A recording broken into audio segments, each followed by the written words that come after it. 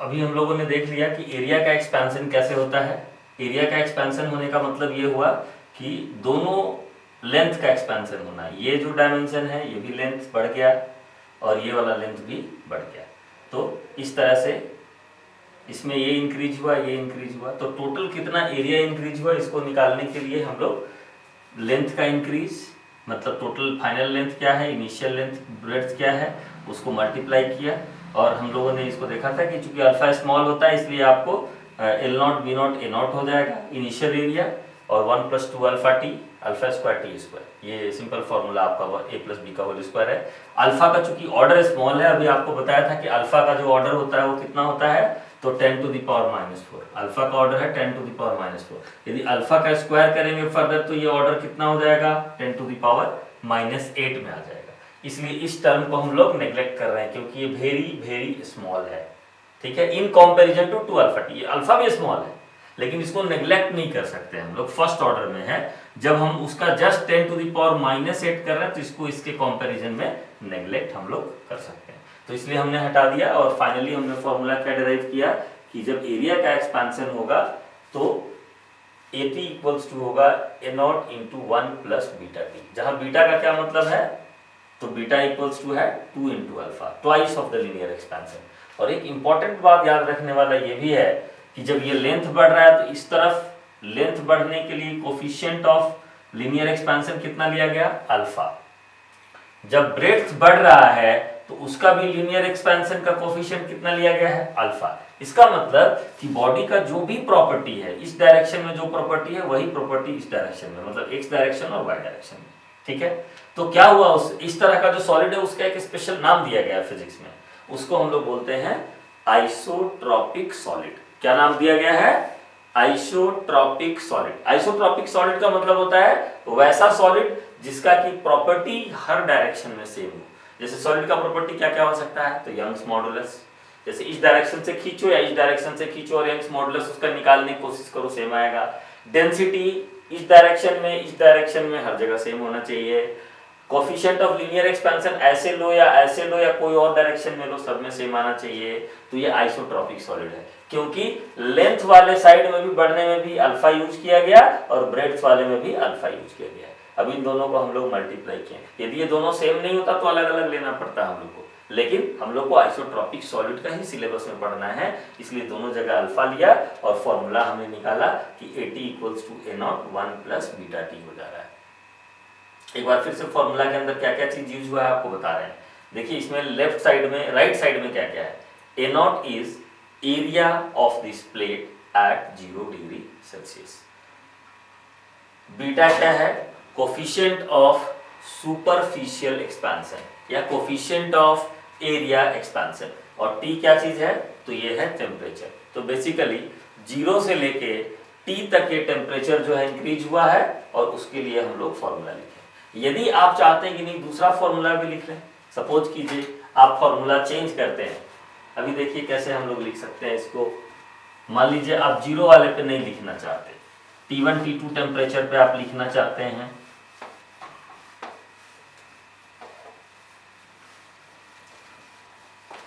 तो T1 T2 temperature पे जो होगा, सपोज कीजिए आपने यहाँ लिखा एरिया और इधर हम लोग ले लेते हैं टेम्परेचर। टेम्परेचर T1 पे एरिया है A1 और टेम्परेचर T2 पे है एरिया A2। आप एकदम सिमिलर फॉर्मूला लेंथ वाला की तरह ही यूज कर सकते हैं। वो ऐसा है कि डेल्टा A/A, इसका क्या मीनिंग हो गया, डेल्टा A का मतलब change in area. Capital A नीचे लिखा हुआ ये क्या चीज है, original area, change in area by original area. और ये भी हम लोग लिखते हैं कि this is also proportional to change in temperature delta T। तो डेल्टा A कैसे निकालेंगे भाई, तो A2 - A1 change in the area. Original area कितना, तो A1। और ये प्रोपोर्शनलिटी का साइन को हम लोग हटा देते थे, तो इसको इसके बाद में बीटा लिखेंगे हम लोग। प्रोपोर्शनलिटी हट गया, बीटा हो गया, और डेल्टा T का मतलब हो गया T2 - T1, ऐसे लिखा जा सकता है। तो अब A2 का निकालने का फॉर्मूला ऐसे हो जाएगा, आप कैलकुलेट करेंगे तो ऐसा आ जाएगा 1 + बीटा × T2 - T1 बस। और यहाँ पे भी बीटा का मीनिंग वही है, beta equals to twice of alpha. तो देखिए coefficient of superficial expansion beta जो है वो केवल चेंज हो रहा है, बाकी फॉर्मूला बिल्कुल सेम रह रहा है। और यदि आप वॉल्यूम के लिए बात करें कि जैसे कोई वॉल्यूम है वो इंक्रीज हो रहा है, ठीक है, जैसे एग्जांपल आप ले लेते हैं, अभी हम लोग उसको बोलते हैं वॉल्यूम एक्सपेंशन या क्यूबिकल एक्सपेंशन, उसको देखिए एकदम बिल्कुल सिमिलर हो जाएगा। वो भी कैसे सिमिलर हो रहा है, तो सपोज कीजिए क्यूब आप ड्रॉ कर रहे हैं, मान लीजिए ऐसा आप ड्रॉ कर रहे हैं, दिस इज ए क्यूब, या क्यूबॉइड ले लेते हैं सपोज के लिए, लीनियर डायमेंशन तीनों अलग अलग हैं बिल्कुल इसके, ठीक है। क्यूब लेने पे थोड़ा और आसान आएगा।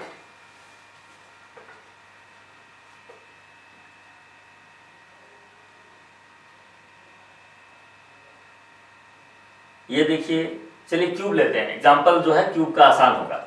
सपोज कीजिए आप इसको लेते हैं एल नॉट है, ये एल नॉट क्या चीज है, तो हम लोग बोलेंगे कि ये है length of cube at 0 degree Celsius, ठीक है, 0 डिग्री सेल्सियस पे ये है। जैसे ही आप टेम्परेचर को बढ़ाएंगे तो टेम्परेचर बढ़ेगा तो इसका लेंथ साइड जो होगा वो सब बढ़ जाएगा, ऐसे थोड़ा थोड़ा सब बढ़ जाएगा। तो अब पता चला कि इसका अब लेंथ जो है वो है क्यूब का एल टी, कितने पे, तो एट टी डिग्री सेल्सियस। तो देखिए ये लंबाई जो होगा ये भी बढ़ा, आप इसको भी एक लंबाई कहिए तो ये भी बढ़ा। अब क्यूब का वॉल्यूम क्या होता है, वॉल्यूम एक्सपेंशन देखिए हम लोग निकाल रहे हैं, वॉल्यूम एक्सपेंशन, वॉल्यूम एक्सपेंशन। तो V नॉट का वैल्यू कितना होगा, क्यूब का फॉर्मूला सिंपल है, साइड का क्यूब करना है, L नॉट का क्यूब हो जाएगा, volume equals to L naught का क्यूब। और यदि आप T डिग्री सेल्सियस पे वॉल्यूम निकालते हैं VT, तो VT इक्वल्स टू है LT का क्यूब। ये है वॉल्यूम एट 0 डिग्री सेल्सियस और ये है volume at T degree Celsius. लेकिन LT के लिए लीनियर एक्सपेंशन का फॉर्मूला पहले से हम लोग को पता है, ये होता है 1 प्लस अल्फा टी, तो इसका आपको क्यूब कर देना है, तो ये करेंगे तो आ जाएगा एल नॉट का क्यूब 1 प्लस अल्फा टी का क्यूब। देखिए ये हो जाएगा वी नॉट, एल नॉट का क्यूब क्या है, वी नॉट है, initial volume at 0 degree Celsius. अब इसके आगे हम लोग बात करते हैं, तो अब ये जो वैल्यू आएगा ये हो जाएगा, देखिए ए प्लस बी का होल क्यूब है, तो बहुत आसान फॉर्मूला है, 1 प्लस कितना होता है, तो 3a स्क्वायर बी, पहला हो गया ए क्यूब फिर 3a स्क्वायर बी, तो 3 इंटू देखिए 1 का square into alpha T, plus 3 into 1 मतलब a इंटू बी का स्क्वायर मतलब अल्फा का स्क्वायर टी का स्क्वायर, और प्लस में b का क्यूब मतलब अल्फा क्यूब टी क्यूब। अब देखिए इसमें हम लोग यदि सॉल्व करते हैं तो यहाँ एक अल्फा का स्क्वायर है और यहाँ अल्फा का क्यूब है, दो जगह। अल्फा चूंकि स्मॉल है, पहले बात हो गया है, अल्फा का क्या ऑर्डर है, 10 टू द पावर -4 के ऑर्डर में है, तो ये 10 टू द पावर -8 होगा, ये 10 टू द पावर -12 हो जाएगा। तो इस टर्म को और इस टर्म को आप नेग्लेक्ट कर दीजिए, तो ये हो गया देखिए V naught into 1 plus 3 alpha T approximate, ठीक है, हम इक्वल साइन नहीं दिए हैं क्योंकि इसको नेग्लेक्ट किए। तो ये फॉर्मूला हो गया आपका वॉल्यूम एक्सपेंशन का कि Vt बराबर होगा V naught into 1 plus 3 alpha T. अब देखिए वहां पर ये जो कांस्टेंट आ रहा है एक 3 अल्फा, इसको हम एक नया नाम दे सकते हैं, इसको हम लोग बोलते हैं कि ये कोफिशिएंट ऑफ क्यूबिकल एक्सपेंशन है या वॉल्यूम एक्सपेंशन है। क्यूबिकल एक्सपेंशन वो भी एक नाम है, लेकिन क्यूबिकल का मतलब केवल क्यूब नहीं समझना क्यूबिकल एक्सपेंशन जो है इसका मतलब क्यूब का ही नहीं समझना, वो किसी का भी हो सकता है, क्यूबॉइड हो सकता है, any solids of any shape, ठीक है ना, इरेगुलर शेप का भी हो सकता है। तो आप देखिए अब जब वॉल्यूम के लिए बात करने गए तो Vt इक्वल्स टू लिख सकते हैं V naught 1 plus gamma into T, जहाँ की गामा जो है इक्वल्स टू 3 अल्फा है और गामा का नाम है coefficient of cubicle expansion, coefficient of cubicle expansion, और ये बराबर है 3 इंटू अल्फा के। तो देखिए फॉर्मूला बड़ा सिंपल हो गया इस पूरे चैप्टर के अंदर। यदि आप फ्रैक्शनल चेंजेस का बात करें तो फ्रैक्शनल चेंजेस में देखिए क्या फॉर्मूला लिस्ट जनरेट हो गया, बोला कि डेल्टा एल बाई एल बराबर होता है अल्फा डेल्टा टी। ठीक है, बहुत सिंपल फॉर्मूला, पहला लेंथ वाला जो है एक्सपेंशन ऑफ लेंथ। फिर इसके बाद हम लोग बोलते हैं कि डेल्टा ए बाई ए, इसका क्या मीनिंग है, इसका मीनिंग हुआ fractional change in area, change in area by original area equals to कितना, तो बीटा इंटू डेल्टा टी होता है। एंड तीसरा वॉल्यूम एक्सपेंशन ले डेल्टा वी बाई वी, तो बोला कि ये होगा गामा इंटू डेल्टा टी। आप चाहें तो यहाँ पर alpha delta T, beta delta T और गामा डेल्टा टी, एक रिलेशन बहुत सिंपल हो गया था कि अल्फा जो है वो 2 से मल्टीप्लाई करेंगे तो बीटा आ जाता था, और 3 से मल्टीप्लाई करेंगे अल्फा में तो ये गामा आता था, क्यूबिकल एक्सपेंशन। इसका मतलब ये हो गया कि यदि हम लोग अल्फा का वैल्यू निकालते हैं तो ये बीटा बाई 2 है, और यहाँ से अल्फा देखते हैं तो ये कितना है, गामा डिवाइड बाई 3 है। मतलब alpha equals to beta by 2 equals to gamma by 3, और हम यहाँ बस सिमेट्री के लिए 1 लिख देते हैं कि alpha by 1 equals to beta by 2 equals to gamma by 3 होता है। मतलब कोफिशिएंट ऑफ लीनियर एक्सपेंशन आपको पता है तो आप बता सकते हैं कि सुपरफिशियल एक्सपेंशन का कोफिशिएंट कितना होगा, और साथ में आप ये बता सकते हैं कि वॉल्यूम का जो एक्सपेंशन होगा उसका कोफिशिएंट कितना होगा, और सबका फॉर्मूला बिल्कुल सेम है। आप ऐसे लिख सकते हैं, आप यदि अल्टरनेटिवली लिखना चाहते हैं कि क्या होता है तो हम लोग लिखेंगे कि डेल्टा एल बराबर देखिए होता है एल अल्फा डेल्टा टी।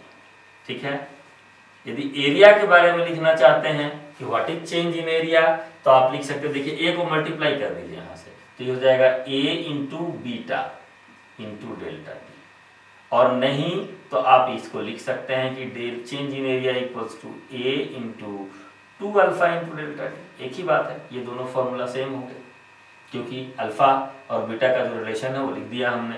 उसी तरह से डेल्टा भी इक्वल्स टू भी into gamma into delta T, आप लिख सकते हैं कि डेल्टा भी इक्वल्स टू भी इंटू गामा का मतलब हो गया 3 अल्फा इंटू डेल्टा टी। तो ये दोनों फॉर्मूला भी सेम है, तो वॉल्यूम का एक्सपेंशन हो गया। तो इस तरह से ये तीनों एक्सपेंशन हो रहा है। हाँ, कंपटीशन के लिए भी हम लोग देखते हैं कि मान लीजिए डिफरेंट डायरेक्शन में डिफरेंट कोफिशिएंट ऑफ एक्सपेंशन है। जैसे इसी में देखिए, इसमें मान लीजिए होता कि नहीं, इधर के लिए बढ़ने में अल्फा यूज होगा, इधर बढ़ रहा है तो उसके लिए सपोज कीजिए अल्फा 1 है, इधर अल्फा 2 है, और इधर बढ़ रहा है तो अल्फा 3 है, तब उस तीनों में हम लोग को चेंज करना पड़ता है।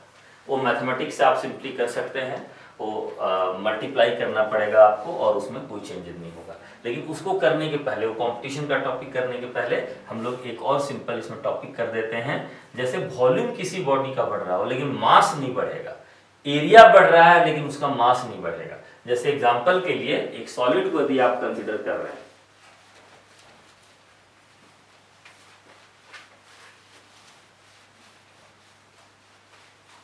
ये बिल्कुल इजी टॉपिक है। कंपटीशन में यदि आपको केवल सारा फॉर्मूला आता है और आपने प्रैक्टिस किया हुआ है तो कोई ऐसा चैलेंज नहीं आएगा इसके अंदर समझने का कि बहुत आपको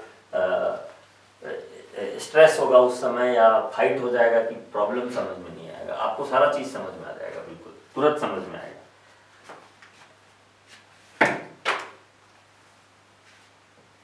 तो हम लोग जो है अभी देखते हैं कि किस तरह से डेंसिटी चेंज होगा, है ना, change in density, change in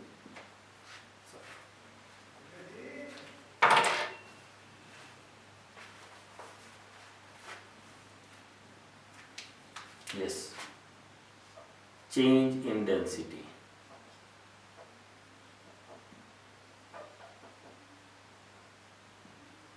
देखिए चेंज इन डेंसिटी क्या है, बेसिकली डेंसिटी यदि आप रो बोल रहे हैं तो rho is mass by volume, m by v। कोई भी बॉडी के लिए मास बाय वॉल्यूम निकाल देंगे तो डेंसिटी हो जाएगा।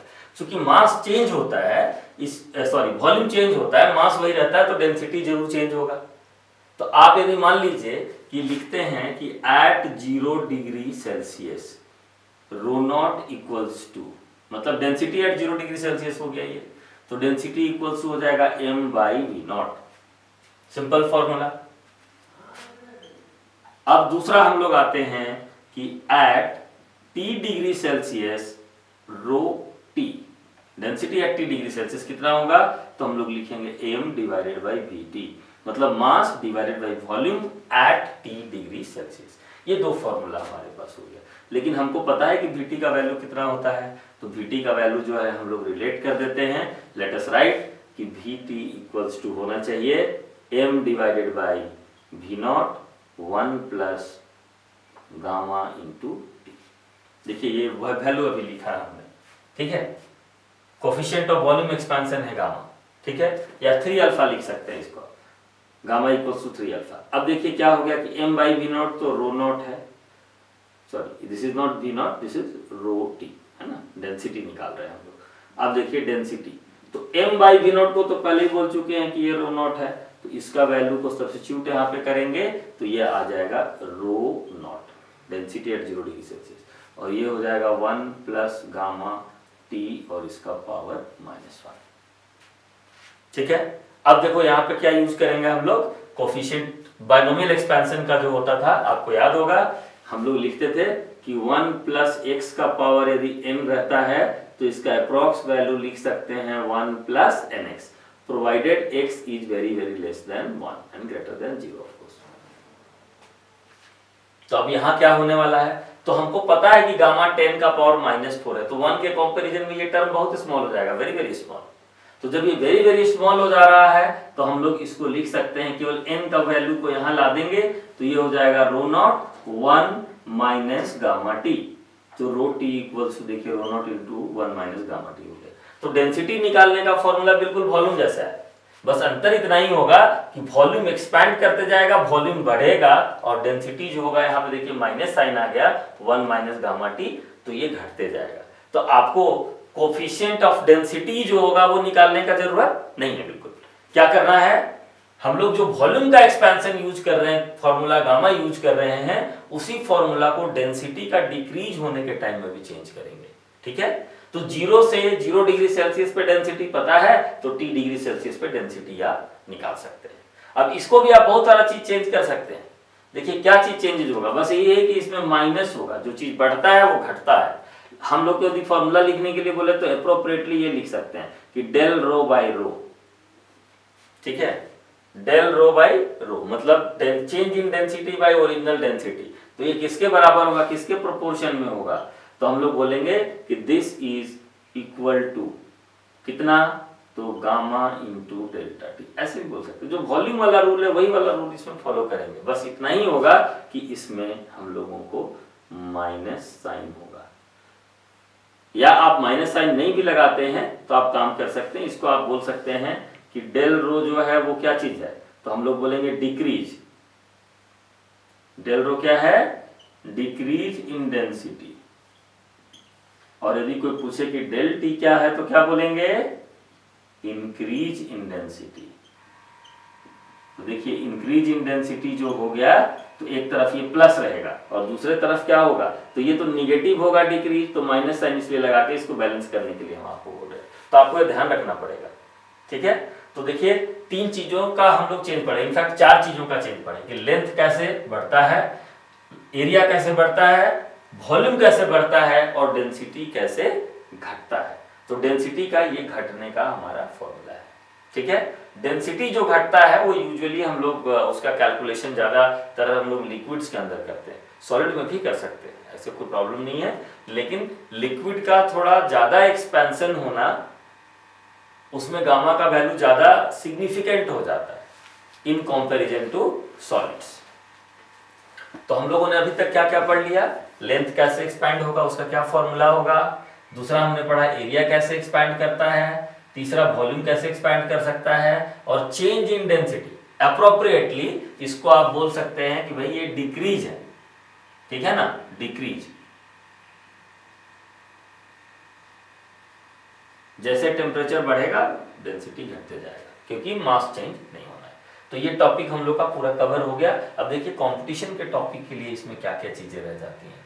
तो 2-3 तरह का एक हाइपोथेटिकल डिस्कशन है। पहला तो जो बहुत प्रैक्टिकल है, उस पर आंसर हम लोग को करना होता है कि क्या होगा। ठीक है, जैसे एक सबसे है पैराडॉक्स टाइप का सिचुएशन है वो, उसको हम लोग यूजुअली एक्सपेंशन पैराडॉक्स भी कहते हैं।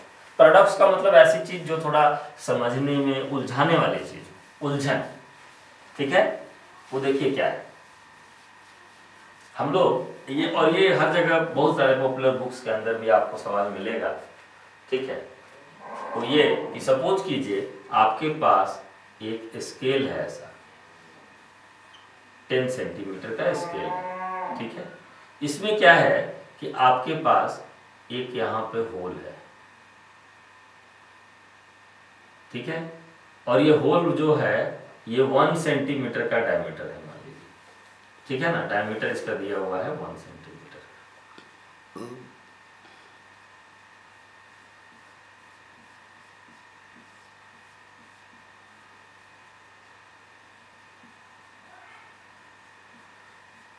ये सपोज कीजिए एट 0 डिग्री सेल्सियस है। यदि हम लोग टेम्परेचर को बढ़ाते हैं, if we increase the temperature, suppose कीजिए ये 40 डिग्री सेल्सियस पे हम आ जाते हैं। ठीक है, ये डायमीटर था d equals to 1 centimetre.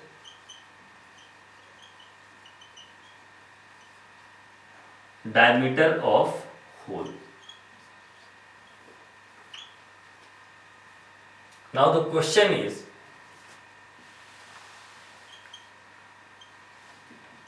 what will happen to size of cavity?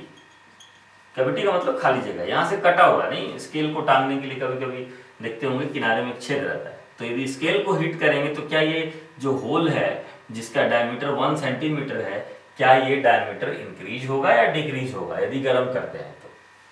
ठीक है, तो अक्सर हम लोग को यही समझ में आता है कि जब एक इधर से एक्सपैंड करेगा, इधर से एक्सपैंड करेगा, तो ये होल जो होगा ये छोटा हो जाएगा। ठीक है, लेकिन आप यदि कॉन्सेप्ट यूज करेंगे फ्री एक्सपेंशन का, स्ट्रेस फ्री एक्सपेंशन, जैसे टेबल पे रखा हुआ है, इसमें कोई एक पार्ट दूसरे पार्ट पे फोर्स नहीं लगा रहा है क्योंकि प्रेस किया हुआ नहीं है, अब केवल टेम्परेचर बढ़ रहा है। सपोज कीजिए यदि यहाँ पे हम लोग मेटल रख देते इस जगह पे। ठीक है, यदि हम लोग मेटल रख देते तो देखिए क्या होता। मेटल रख देते यदि हम लोग, तो यहाँ पे सपोज कीजिए हम लोग एक मेटल रख देते। ठीक है, यही वाला मेटल होता, इसको केवल रेड कलर से हम दिखा रहे हैं अलग दिखाने के लिए। तो ये पूरा स्केल है आपका, इसमें एक होल था, ये सपोज कीजिए ये स्टील का है। ठीक है ना, तो ये वाला पार्ट भी स्टील का है। सोचो एक पार्ट को फिट कर दिया गया और अब हीट करते हैं तो क्या होगा भाई। तो यदि ये फुल पार्ट केवल स्टील का रहता और जब हीट करते तो ये पूरा स्केल बढ़ता ऐसे, और ये वाला पार्ट इस पार्ट को ना तो पुश करता ना अपनी तरफ पुल करता। तो इसका मीनिंग ये हुआ कि ये स्ट्रेस फ्री एक्सपेंशन में ये भी एक्सपैंड करते जाता और ये जो होल का जो बाउंड्री है ये भी एक्सपैंड करते जाता, और ये आपस में कोई फोर्स नहीं लगाता। ये वाला पार्ट इस पार्ट को कोई पुश नहीं करता क्योंकि स्ट्रेस फ्री एक्सपेंशन होना। पहले ही हम लोग बात कर लिए थे कि ये इलास्टिक एक्सपेंशन टाइप का नहीं है कि फोर्स लगा के करना है, ये हीट के साथ करना है, मॉलिक्यूल के बीच का डिस्टेंस अपना बढ़ते जाता है। तो अब हम लोग यदि इसको सोचें कि ये पार्ट इस पे फोर्स नहीं लगा रहा है, इसका मतलब ये पार्ट यदि यहाँ नहीं भी होता तो भी कोई फर्क नहीं पड़ता। इसका मतलब ये होगा कि यदि ये स्केल सपोज कीजिए ऐसे हो जाता बढ़ के, सपोज कीजिए ये 10 सेंटीमीटर से यदि 11 सेंटीमीटर हो जाता है तो यहाँ का जो होल होगा ये भी 1 सेंटीमीटर से बढ़ के 1.1 सेंटीमीटर हो जाएगा। मतलब ये होल भी बढ़ेगा, ऐसा नहीं कि इधर से बढ़ गया और इधर से बढ़ गया और होल छोटा हो गया। इसका मतलब हुआ कि कोई भी कैविटी यदि बॉडी के अंदर होता है, कैविटी का मतलब खाली जगह, तो यदि कोई भी खाली जगह होता है, जैसे मान लीजिए कि आपने एक ऐसा चूज किया, एक कोई सॉलिड सा बॉडी है। ठीक है, देखिए ध्यान से सोचिएगा इसको, ये एक सॉलिड सा ऐसे कोई बॉडी है, इसके अंदर एक सपोज कीजिए एक होल है ऐसा छोड़ा हुआ।